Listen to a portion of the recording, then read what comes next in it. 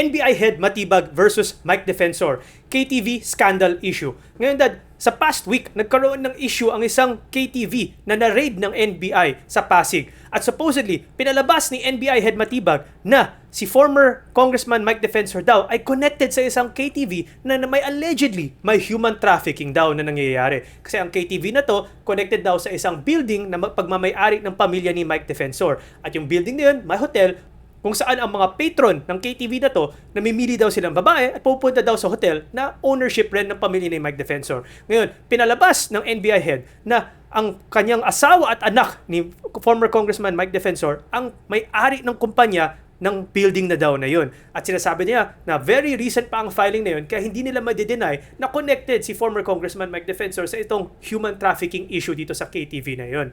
Ngayon, lumabas naman ang asawa ni former Congressman Mike Defensor. Sinabi niya na paninira lang daw to ng ating gobyerno kasi sinisiraan daw nila si Mike Defensor. So very political attack daw to. Ang sinasabi ng asawa niya that this is just a political targeted attack. These are false accusations against them. Ngayon, alam natin dad na naging very anti-administration si former Congressman Mike Defensor recently. Napalabas rin na siya rin daw ang backer ng mga Marines that are making accusations against the President and against the Speaker na sila daw ang nagdi-deliver ng mga maleta ng mga corruption money tungkol sa flood control. So maraming nagsasabi nga na baka political attack nga ito kasi since anti-government or anti-BBM na ngayon si former Congressman Mike Defensor, baka ito daw ang parang vengeance nila against him and his family. Kasi supposedly daw, maraming mga ibang KTV ang na-raid for human trafficking. Pero not once na pinalabas ng NBI kung sino ba ang mga backer ng mga KTV na to, kung sino ba may-ari ng mga KTV na to. Supposedly, ngayon lang daw sila na nagpalabas ng pangalan at pinalabas pa nila ang pangalan ni former Congressman Mike Defensor. Ngayon, tama ba ang sinasabi ng asawa ni Mike Defensor that this is purely a political attack? Do you think this is political vengeance? Because former Congressman Mike Defensor has been going against President Bongbong Marcos? Siguro pag-aralin natin yung panig ng bawat isa para maging patas tayo sa ating mga kababayan, no? Una, tingnan natin yung panig ng NBI, no? Kasi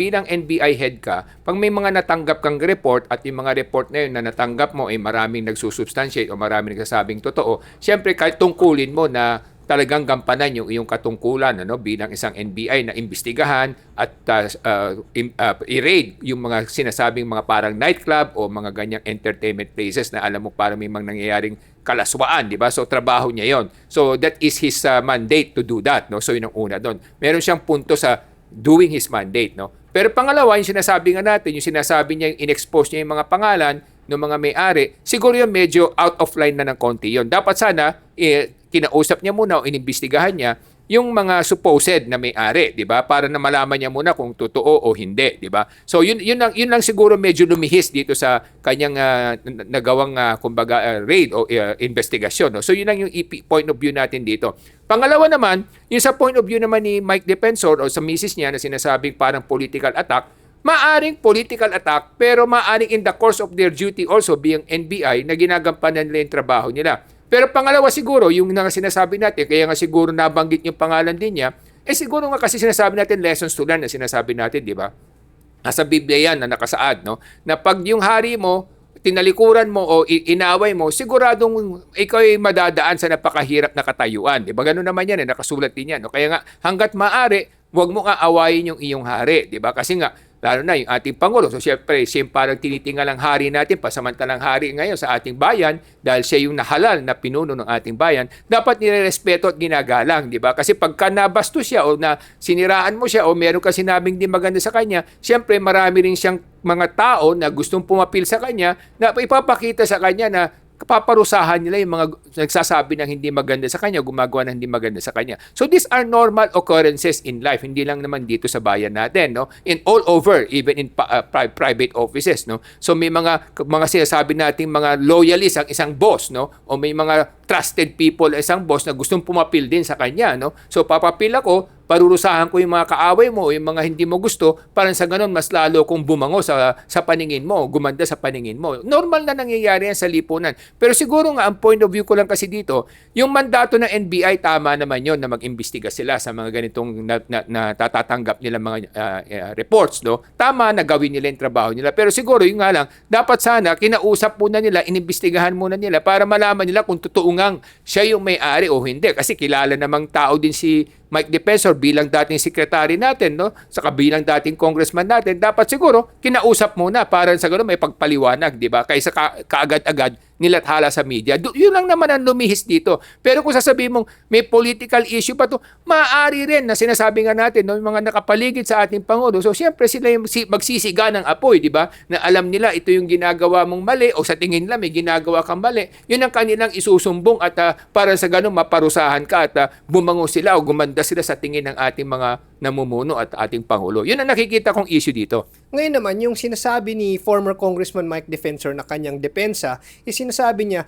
yes, yung kumpanya na nagpapalis dun sa lugar, ay nandun yung pangalan ng kanyang mga kaanak, no, asawa niya at anak niya. Pero yung nag-ooperate daw, hindi daw sila kasi meron daw silang lessee na nagli-lease nung lugar kaya marami daw silang mga tenants doon from 7-Eleven to a Korean restaurant to the KTV and to the hotel na iba yung nag-ooperate. So syempre, sa kanila, hindi naman daw sila operator, sila daw yung lessor at kung ano man yung ginagawa ng operator nila, iba sa kanila yun. Ano nakikita mo dun sa depensang yun, Dad? Kasi ang issue dito, dalawa no? Ang issue dito, number one, meron ka bang, alam mo ba na yun ang ginagawa ng lessee mo, yung nangungupahan sa'yo? So, alam mo ba yun? Kung hindi mo alam, pwede kang ma-excuse, di ba? Pero kung alam mo, so siyempre, talaga madadamay ka. Kung alam mo may mali na palang ginagawa at kinukonsinti mo pa, pati ikaw madadamay, di ba? So, pangalawa, yung sinasabi kasi natin dito, nakinabang ka ba doon sa ginagawa ng lessee mo, no? For example, kunyari, malaking kinikita ng lessee mo, tapos binibigyan ka ng extra income, so, nakikinabang ka ba financially? Kung meron, siyempre madadamay ka talaga. Kung least income. Kung list lang, siyempre kung hindi mo alam, hindi ka madadamay doon. Kasi pinaupahan mo, di mo naman binabantayan araw-araw kung ano yung ginagawa ng kliyente mo, di ba? So, you can use that as an excuse, di ba? So, hindi naman porke pinaupa mo, alam mo kung ano yung ginagawa sa loob, di ba? Marami naman ganun na lessee, upahan, kunya sabihin gagawing bahay, pero iba pala ginagawa. Gagawing tindahan, pero iba na pala tinitinda. Hindi mo naman mababantayan kasi hindi mo naman pwede pasukin yung tindahan nila anytime, di ba? So, minsan pagpapasukin mo naman, siyempre magbibigay galang ka rin, magbibigay pugay ka rin sa lessee mo na hindi naman bibiglayin kasi baka magkaroon kayo ng misunderstanding. So, lalo kung nagbabayad naman na maayos, di ba? So, yan mga ganitong klaseng nangyayari kaya sa lessor-lessee arrangement, di ba? Na hindi mo naman pwedeng sisihin yung lessor kung yung lessee niya may ginagawang mali unless may pakinabang siya o unless alam niya yung ginagawa. So, yun ang mga sinasabi natin dito na mga issues, no? Pero ang point of view kasi natin dito, yung sinasabi nga natin na yung inimbestigahan ni Raid, tama yun. Kung may nabalitaan silang kalaswaan na nangyayari doon, dapat naman gampanan ng NBI yung kanilang tungkulin at katungkulan, di ba? Mandato nila yon na pangalagaan yung kapakanan ng lipunan. Pangalawa, yung punto lang dito siguro na medyo lumihis, na-expose ka agad sa media o nabanggit nila kaagad sa media yung kung sino man yung tingin nilang may-ari, no? Hindi muna nila siniyasat ng maayos, kinausap muna yung mga suspect, di ba? Ganun naman nangyayari pag may suspect, di mo muna i-announce Kakausapin mo muna yung suspect para na sa ganun makapagpaliwanag, di ba? Siguro, katulad sinasabi natin, again, na over-excite yung mga investigador na nang nabalitaan nilang parang connected ka doon, ginamit na nila yung pangalan mo, dinamay na nila kasi nga dahil alam nilang hindi magandang iyong katayuan sa ating pamahalaan, sa ating Pangulo, kaya ginamit na rin nila yun. Ano? Hindi naman natin maalis yung mga ganyan mga pagkakamali na nangyayari sa ating lipunan. Pero ang point kasi natin, number one, may point ba ang NBI to do the raid? Definitely, if they have found enough sufficient reports na may nangyayaring mali, they have the right to do the raid. No? Yan kapangyarihan ng pamahalaan yan.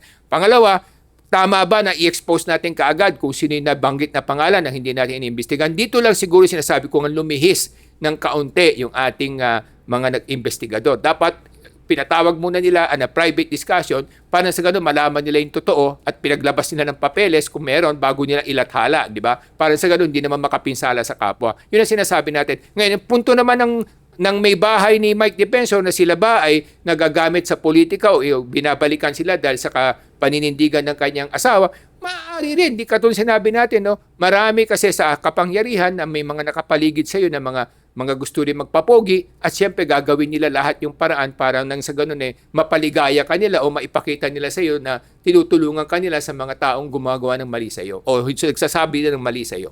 Ngayon, Dad, masasabi ba natin na may selective justice ang NBI at saka mga police dito sa Pilipinas? Kasi nagre-raid nga sila ng mga KTV na ganito. Pero may mga open secret na mga red light districts sa mga iba't ibang syudad dito sa Metro Manila at saka sa buong Pilipinas.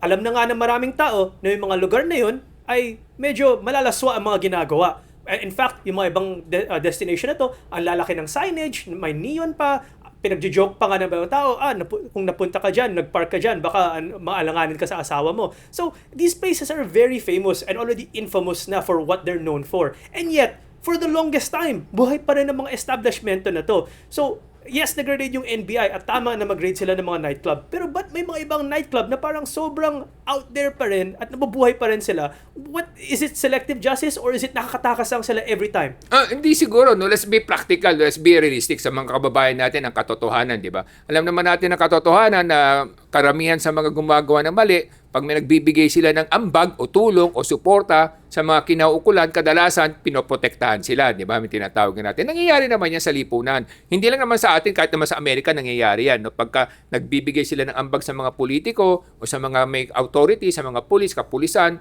o sa mga taong matataas sa gobyerno, kadalasan nagpipikit-pikit na lamang sila, nagbubulag-bulagan sila, di nila kunyari nakikita yung ginagawa mong mali, di ba? So yun ang issue kasi dito. Number 2 kasi, halimbawa nga kahit may mga nightclub, kung may mga business permit naman sila, inisyuhan sila ng city government ng business permit na makapag-operate ng nightclub. Pag pinuntahan nila at wala naman sila nakitang malaswan nangyayari, hindi naman nakita nila nagtatalik doon mismo sa lugar na yun yung mga tao, ni wala rin silang karapatan na pigilan nyo kasi nga meron silang business permit, meron silang kaukulang permit ng gobyerno. Yun na lang, pag nakita nagtatalik doon at nahuli nila nagbibigay ng pera doon, parang prostitution na, then of course, may karapatan ng ating pamahalaan na pigilan yun o huli nyo. Kaya lang, again, as I've said, napakahirap patunayan, no? Kasi kung may business permit sila tapos nag-operate sila ng nightclub at wala naman sila nakita nagtatalik doon mismo sa lugar na yon, may hirapan din na patunayan, no? ng investigasyon. No? And then of course, sinasabi nga natin, yung subjective nga, no? Kado sinabi mo subjective. Ano? Kadalasan yan, siyempre subjective nga. When you say subjective, pagkakampi ka, siyempre kahit na minsan mali na yung ginagawa mo, pinoprotektahan ka. Kung kaaway ka, kahit na tama yung ginagawa mo, hahanapan ka na mali. Nangyayari naman yan sa lahat, hindi lang dito sa ating bayan. Kaya mga kabayan, napaka-importante may edukasyon. Kasi ang dami mga impormasyon na hindi ma-process ng ating mga kabayan kung ano ba yung nangyayari sa ating lipunan. Pag may edukasyon, mas maintindihan natin kung ano yung mga information, ano yung mga dapat intindihin para malaman natin kung ano yung mga tama sa ating lipunan. Para sa edukasyon, ako si Morgan Sain, yung coach ng bayan.